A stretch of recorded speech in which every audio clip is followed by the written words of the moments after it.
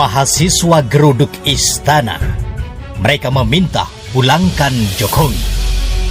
Jokowi dinilai bukan memajukan, melainkan memundurkan Indonesia. Gelora.co. Mahasiswa dari Badan Eksekutif Mahasiswa Seluruh Indonesia (BEM-SI) menggelar aksi demonstrasi di Patung Arjuna Wiwaha atau Patung Kuda, Jakarta Selatan pada Kamis siang 21 Oktober. Mereka tampak berkumpul menyampaikan aspirasinya atas pemerintahan Jokowi dengan beragam atribut. Salah satunya spanduk putih bertuliskan "Pulangkan Jokowi" dengan cat semprot hitam. Saat mahasiswa melakukan aksinya, Presiden Jokowi sendiri malah berada di Kalimantan Selatan untuk kunjungan kerja. Koordinator lapangan aksi sekaligus perwakilan BEM UNJ, Alfian, mengatakan aksi itu digelar sebagai refleksi bahwa pada kenyataannya Jokowi tidak memajukan Indonesia. Ingin menyuarakan selama 7 tahun kepemimpinan Pak Jokowi, kami menemukan justru bukannya dia memajukan Indonesia, tetapi dia malah memundurkan Indonesia. Apalagi di 2 tahun terakhir ini, kata Alfian di lokasi. Lewat aksi ini, BEM-SI juga membawa sejumlah tuntutan. Kami membawa sejumlah tuntutan, sejumlah kajian untuk beliau yang ada di istana, tetapi beliau malah ke Kalimantan, jelas Alfian. Dalam orasinya, para mahasiswa itu meneriakkan agar Presiden Jokowi mundur dari jabatannya. Alasannya, karena 2 tahun periode keduanya dinilai sudah tidak lagi berpihak pada kepentingan masyarakat. Mundur, mundur, mundur Pak Jokowi, mundur Pak Jokowi sekarang juga, teriak orator dari atas mobil komando yang lalu diikuti oleh peserta aksi lainnya. Sementara Ketua BEM UI, Leon Alvinda, menuturkan BEM UI dan mahasiswa lainnya setidaknya membawa 8 tuntutan aksi. Pertama, membatalkan seluruh upaya pelemahan pemberantasan korupsi. Kedua, memastikan setiap orang bebas menyampaikan pendapat, baik di muka umum maupun melalui media elektronik, dengan melakukan revisi terhadap pasal-pasal bermasalah Undang-Undang ITE. Dalam hal kebebasan berpendapat, mahasiswa mendesak Menteri Hukum dan HAM Yasona Lauli serta Menteri Koordinator Bidang Politik, Hukum dan Keamanan Mahfud MD dicopot karena gagal memberi jaminan dan perlindungan hukum atas hak kebebasan berekspresi dan berpendapat, serta gagal menyelesaikan kasus pelanggaran HAM masa lalu. Ketiga, mendesak percepatan transformasi dan reformasi Kepolisian Negara Republik Indonesia untuk memastikan terjaminnya hak kebebasan berekspresi dan berpendapat setiap orang.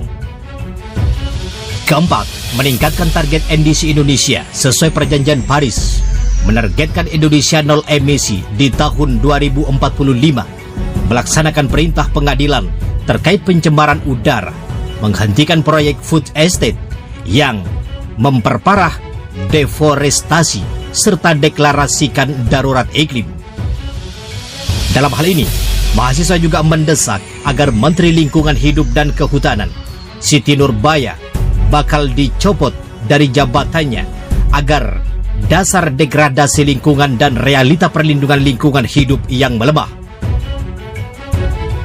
Mereka juga mendesak ditertibkannya Perpu untuk mencabut revisi Undang-Undang Minerba dan Undang-Undang Cipta Kerja beserta aturan turunannya, menghentikan proyek strategis nasional yang merusak lingkungan hidup dan merampas hak warga, serta memasifkan penggunaan energi bersih terbarukan dengan mengurangi penggunaan energi kotor batubara.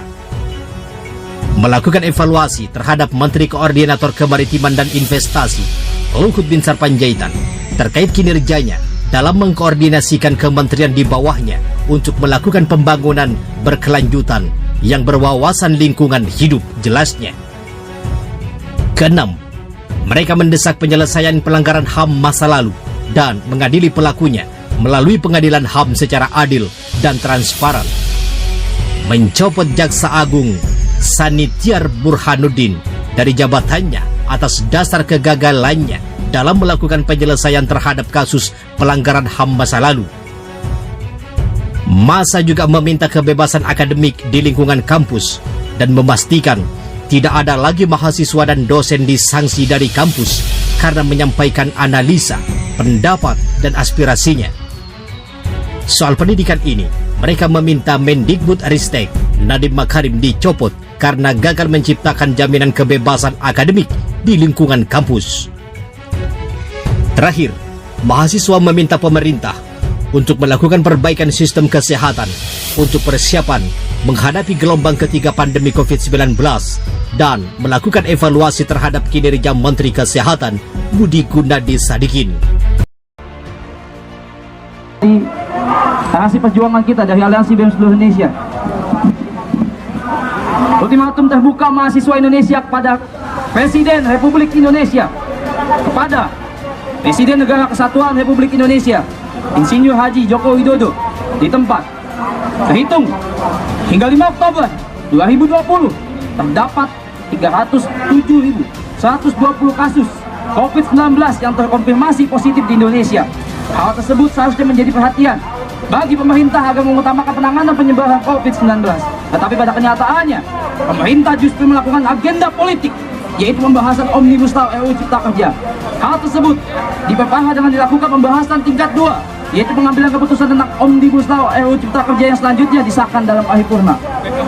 Pemurkaan rakyat atas kebengisan pemerintah dan wakil rakyat dengan atas disahkannya RUU Cipta Kerja menimbulkan aksi demonstrasi di berbagai wilayah Indonesia. Kamis 8 Oktober, mahasiswa seluruh Indonesia berjuang bersama dengan rakyat menyuarakan dengan tegas pencabutan RUU Cipta Kerja di Istana Merdeka yang berakhir dengan banyak korban dan juga kerugian materi akibat represivitas dari aparat keamanan. Seakan tak peduli, aksi tersebut justru dibalas oleh Presiden Joko Widodo yang menyatakan bahwasannya setiap tuduhan masyarakat terhadap Undang-Undang Cipta Kerja adalah sebuah kebohongan belaka. Sikap tersebut tentunya menyakiti hati seluruh rakyat Indonesia yang hari ini berjuang demi hak-haknya. Maka dari itu, kami Aliansi BEM seluruh Indonesia memberikan ultimatum, mendesak Presiden untuk segera membuat peraturan pemerintah mengganti undang-undang atau Perpu untuk membatalkan Undang-Undang Cipta Kerja tersebut.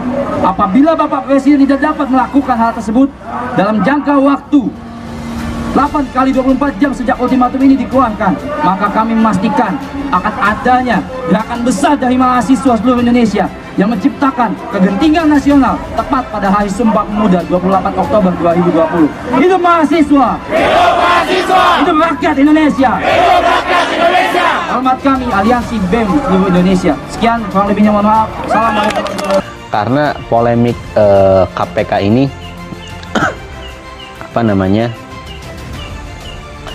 polemik KPK ini ya masih terus berlanjut ya, apalagi 57 pegawai ini bisa dikatakan orang-orang yang ya selalu bisa dikatakan terdepan dalam pemberantasan korupsi. Di antara ada Novel Baswedan, kemudian ada Pak Harun Ar-Rasyid, kemudian banyak sekali ya orang-orang yang sudah lama di KPK ya, bahkan bisa dikatakan sejak awal-awal berdirinya KPK. Ada yang generasi keberapa di awal-awal KPK itu yang kemudian nggak lolos dan kemudian dinonaktifkan ya, dan mereka rata-rata itu menangani kasus-kasus besar ya, kasus-kasus kelas kakap.